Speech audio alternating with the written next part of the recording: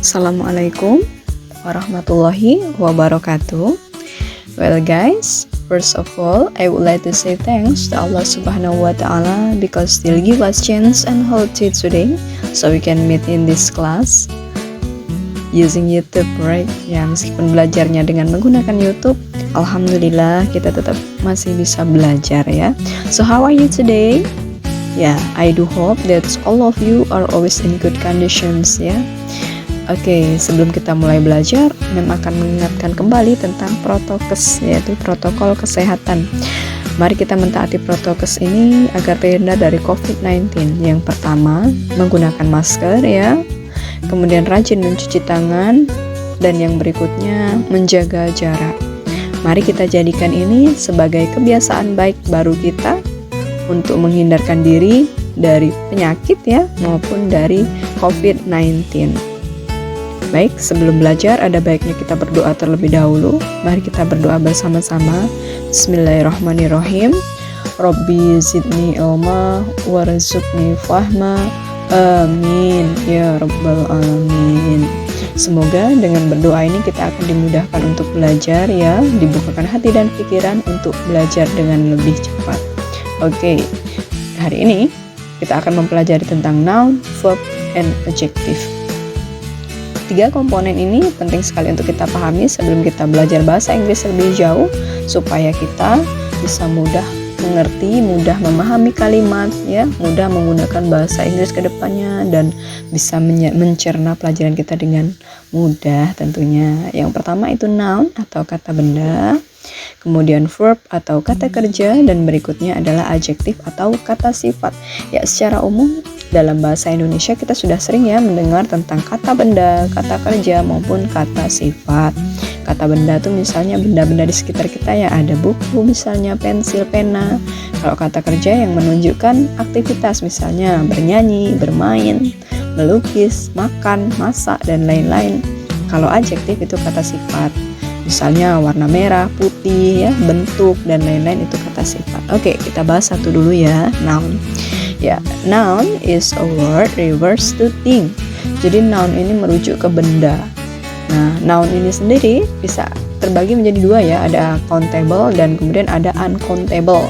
Yang countable ini kata benda yang bisa kita hitung. Jadi bisa kita lihat dan kemudian bisa kita hitung satu-satu, misalnya buku, pena, burger, mobil ya. Kemudian yang uncountable ini tidak bisa dihitung. Jadi kalau kita mau menggunakannya biasanya dengan menggunakan ukuran. Misalnya a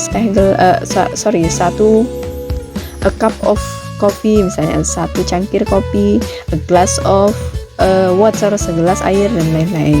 Cara menggunakannya dengan menggunakan subjek ditambah to be dan kemudian juga ditambah dengan noun-nya.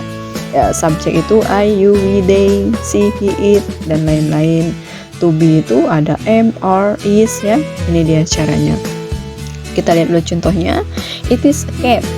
Dia kucing ya. It is book. Dia itu buku. You are a student. Kamu adalah siswa.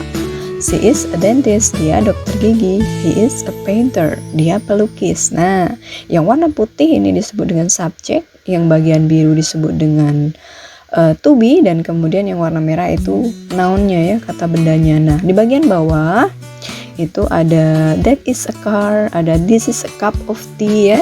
Itu contoh yang tidak perlu subjek di depannya. Jadi kita bisa menggunakan that atau menggunakan this untuk memakai kata benda atau memakai noun ini. Jadi misalnya that is a car untuk menunjukkan itu mobil, atau this is a cup of tea ini secangkir teh. Jadi kita nggak perlu pakai it selalu it atau menggunakan subjek yang lain. Nggak bisa juga seperti itu. Bisa juga mengganti dan this. Kemudian yang berikutnya yaitu verb. Verb is a word refers to an action. Verb itu kata yang menunjukkan action atau pekerjaan ya, istilahnya sedang mengerjakan sesuatu seperti itu. Nah, verb ini sendiri ada regular verb, kemudian ada irregular verb. Kalau regular verb ini pada bentuk past tense ya, biasanya dia bentuk kata keduanya itu, kata kerja keduanya berubah dengan penambahan i dan d di belakang id. Ini sama ya, seperti itu semuanya katanya. Sementara kalau pada bagian irregular verb, dia perubahan dari verb 1 ke verb 2 biasanya memang katanya benar-benar berubah. Seperti run, tetap dibaca run, tapi tulisannya lain. Cara menggunakannya yaitu subjek ditambah dengan verbnya dan kemudian ditambah dengan objek yang akan kita gunakan. Oke, ya berikut ini ada contohnya. Misalnya, I drink a glass of milk every day. Saya minum segelas susu setiap hari. I itu berfungsi sebagai subjek, drinknya itu berfungsi sebagai verb, dan a glass of milk itu adalah objeknya. Di bawahnya kita bisa lihat lagi contohnya ya. Ada you cook a delicious tekwan. Kamu masak tekwan yang lezat. Kemudian she wears blue shoes. Dia menggunakan sepatu biru. My mom fries the chicken. Ibu saya menggoreng ayam. Nah, ini untuk yang bagian she dan my mom itu kan kata kerjanya ditambah dengan s dan es ya. Kenapa? Karena she dan my mom ini merupakan orang ketiga tunggal ya. Jadi subjek dari she dan my mom ini disebut sebagai orang ketiga tunggal. Jika dia subjeknya orang ketiga tunggal, maka kata kerjanya harus ditambah dengan s atau es. Jika kata kerjanya ini biasa ya, lihat lain ada ketentuannya. Untuk yang s atau es ini menunjukkan bahwa kita menggunakan menggunakan subjek orang ketiga tunggal. Nah, untuk penggunaan es biasanya selalu mengikuti kata kerja atau verb yang berakhiran s, u, ch, sh, x, dan z. Sementara penggunaan s yang kedua biasanya juga bisa karena kata kerjanya menggunakan huruf y, seperti contohnya tadi. My mom fries chicken ya, ibu saya menggoreng ayam. Itu karena dari kata awalnya itu fry, itu fry, f-r-y, menggunakan y, maka saat dia digunakan jadi fries ditambah huruf es di belakangnya dan huruf y-nya diganti dengan huruf i ya. Ya, jadi untuk penggunaan orang ketiga tunggal yang subjek orang ketiga tunggal, maka verb harus ditambah dengan s dan es, tapi hanya untuk orang ketiga tunggal. Berikutnya kita bahas tentang adjektif ya. Adjektif atau kata sifat. Oke. Adjective is an attribute of noun. Jadi adjektif ini melekat pada melekat pada benda ya. Seperti misalnya sweet, manis, big, besar, cute, imut-imut, happy, bahagia, sad, sedih. Kemudian warna ya, semua warna itu termasuk adjektif seperti green, red, white, black ya. Kemudian bentuk seperti square, long ya, circle, itu semuanya masuk ke dalam adjektif. Bagaimana cara menggunakannya? Mudah, tentu menggunakan subjek ditambah to be dan juga adjektif. Khusus untuk adjektif dan noun, tidak boleh tidak menggunakan to be ya. Jadi kita harus menggunakan to be saat kita akan memakainya di dalam kalimat. Karena tanpa to be maka kalimatnya nanti akan menjadi kalimat yang lucu, tidak cocok. Ini contohnya nih, I am happy ya. Jadi I itu berfungsi sebagai subjek, kemudian M-nya sebagai to be, kemudian happy itu adalah adjektifnya. Nah, jadi seperti ini dia cara menggunakannya. Harus ada to be-nya. Contoh yang berikutnya, Doraemon is blue. Doraemon itu berwarna biru. The cat is funny. Kucingnya lucu. You are beautiful. Kamu cantik. Ya, senang ya kalau dengar yang cantik-cantik ya kan. Nah, ini pasti yang perempuan nengok videonya sambil senyum-senyum. Oke, ya kan. Nah, jadi jangan lupa untuk to be ya. To be ini digunakan pada noun maupun adjektif yang sedang kita bahas saat ini, dan tidak boleh lupa karena ini istilahnya seperti pasangan ya, pasangan pasti. Jadi tidak boleh lupa. Kalau kalian lupa maka kalimatnya akan salah.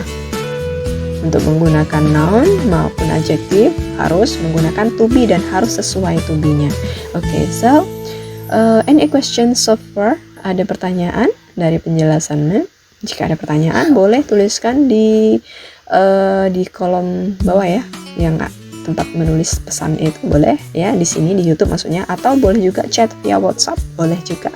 Nanti insya Allah akan saya jelaskan lagi.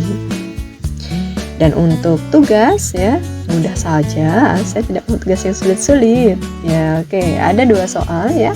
Yang pertama, what do you know about noun, verb, and adjective? Jadi silakan kalian jelaskan kembali apa yang kalian pahami tentang noun, adjektif, dan juga verb, supaya bisa tahu kalian sudah paham atau belum. Jadi kalau belum paham, nanti kan akan kita pelajari lagi nih, atau bisa saya jelaskan lagi. Dan kemudian yang berikutnya, write the examples of noun or adjective and verb in form of sentence. Silakan membuat contoh kalimat yang menggunakan noun, adjective, dan juga verb. Mudah, masing-masing noun, adjective, ataupun verbnya cukup 2 kalimat saja. Jadi kita nanti menuliskan 6 kalimat ya, 2 kalimat yang ada nounnya, 2 kalimat ada adjective, dan kemudian 2 kalimat ada verbnya.